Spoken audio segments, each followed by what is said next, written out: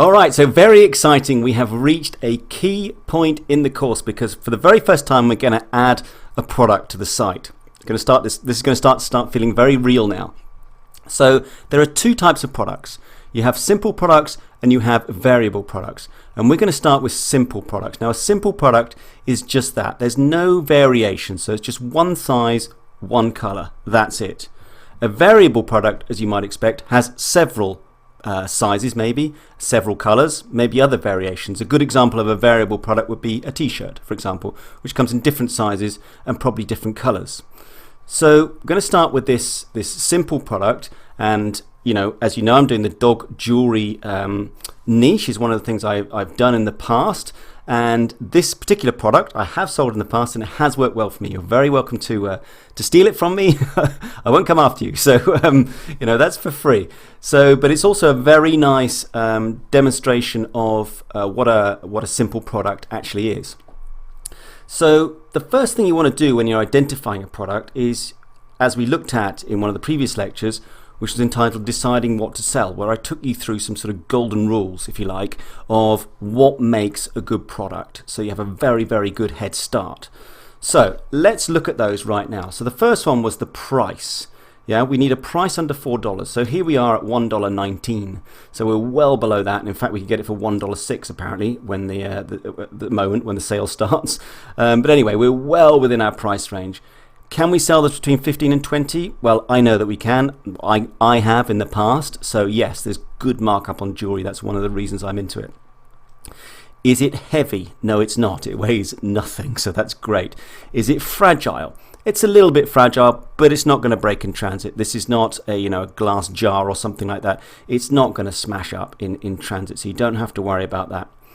High quality images, very, very important. I'll show you the images a bit further down on the screen in a minute, but you can see some of the stuff here. Yes, these are good images. Yeah, when I zoom in on them, I can see that I'm not looking at blurry images. It describes the product well. It's so important to have high quality images. Is it branded in any way? No, it doesn't have any sort of weird brandings on there. It's not trying to be some famous jewelry brand or anything like that with a badly written brand name on it.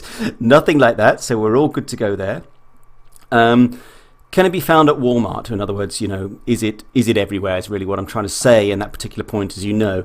So no, it's not. It's not something that you're going to walk down to your local store and find. It's it's specific to specific sites. So you could probably buy this online, but you'd probably have difficulty buying it offline.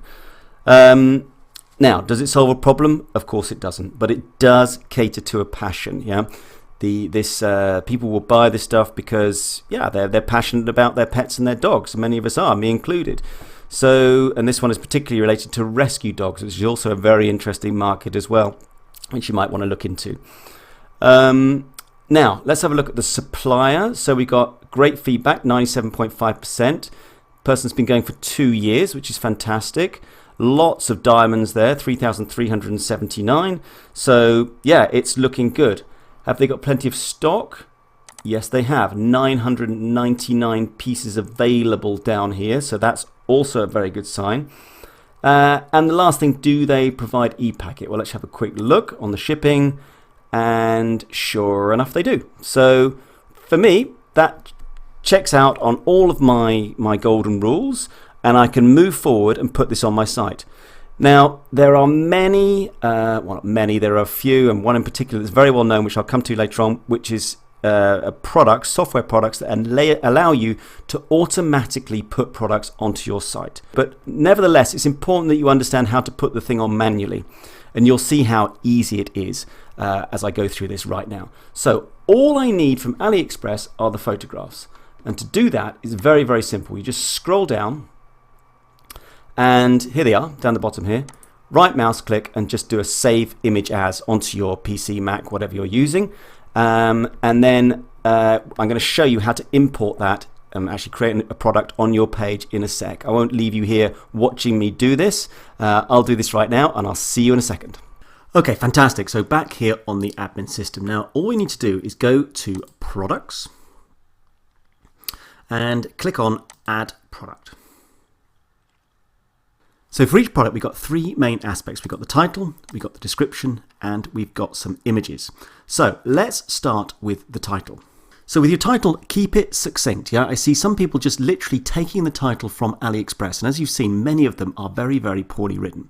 So what I'm going to do here is I'm going to call it heart-shaped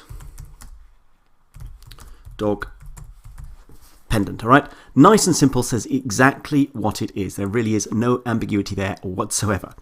Now, when it comes to the description, I always lead with a question. This is a great tip because a question makes people think. So with a product such as this, I would write, would you love to own this heart-shaped, excuse me, I can't type, dog pendant? Question mark. So there really is a subtle difference between that and saying something like buy this heart-shaped dog pendant or own this heart-shaped dog pendant. Do you see the difference? It's a very, very slight change, but it makes people think and it draws them into your product and increases the chance of you making a sale.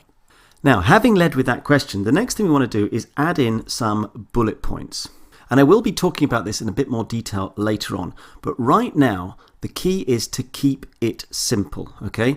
It's not going to be the text that sells your product, or 10% of it, let's say, goes towards selling your product. The key thing are the images. And if you want any further proof of that, just go back to AliExpress and you will see that so often the English is terrible, yet they seem to sell millions and millions of products every single day. So I'm going to write here, show your love of dogs, high quality alloy, and I'll finish off with beautiful silver finish. And that really is it for the description. You really don't need to go into a huge amount more detail than that. Again, looking back at people's sites, I often see very lengthy descriptions. It's off-putting. It makes your site look very messy. It looks cluttered. So keep it simple. You'll develop your own style over time, of course, but please try to stay within the sort of boundaries that I'm talking about. Certainly lead with that question, and certainly have 3 to 5 perhaps bullet points that really just give a very nice feeling for the product.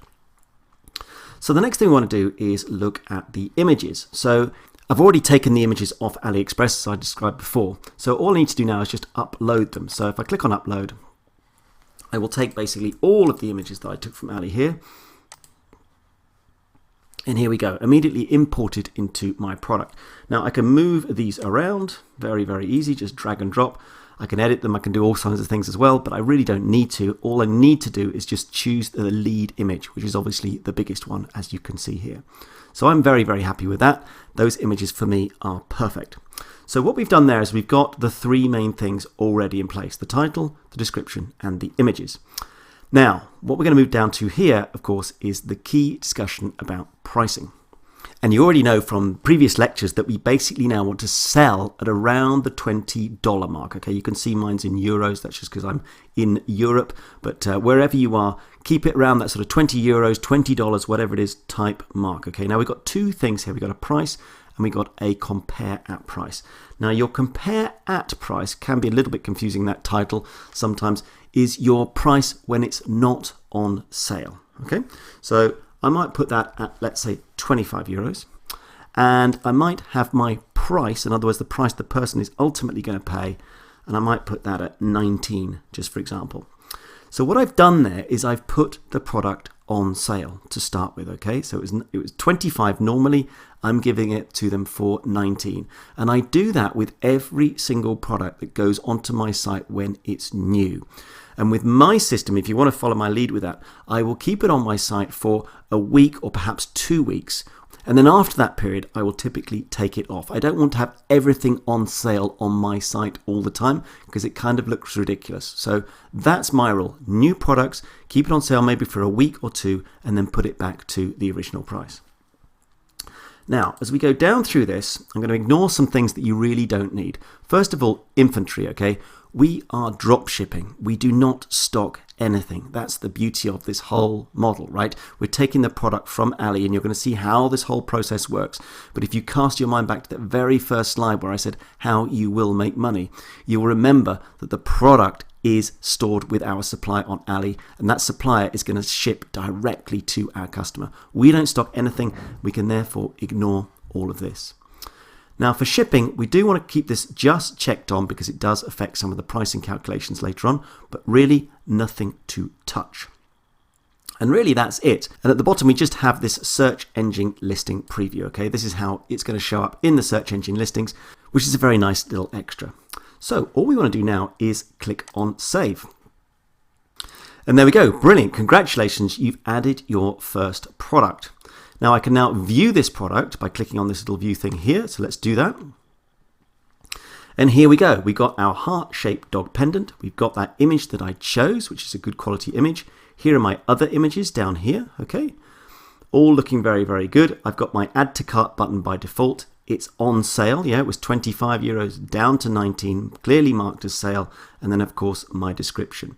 So as a first step, we're in very, very good shape. So let's just go back to our product page itself because I just want to draw your attention to a few things here. Now these things here I'm going to leave to one side for the moment, but we will be coming back to this collections a bit later on because this is how we're going to group up products to build your site to make it logical and easy for your customers to find all of your products in one place. But otherwise, you are now in very, very good shape. So what I would encourage you to do is to go to Ali, find some products and just go through what I've done. You know, maybe do 3 to 5 simple products. Add them onto your site and get familiar with the process. As I said before, I will be showing you how to automate this, but it is really, really important to know how to do this manually. The automated system is not foolproof and you will need now and again to come back and do this. So enjoy doing that because in the next lecture, we're going to look at how to add a different type of product that's called the variant product. So great stuff and I will see you very, very shortly.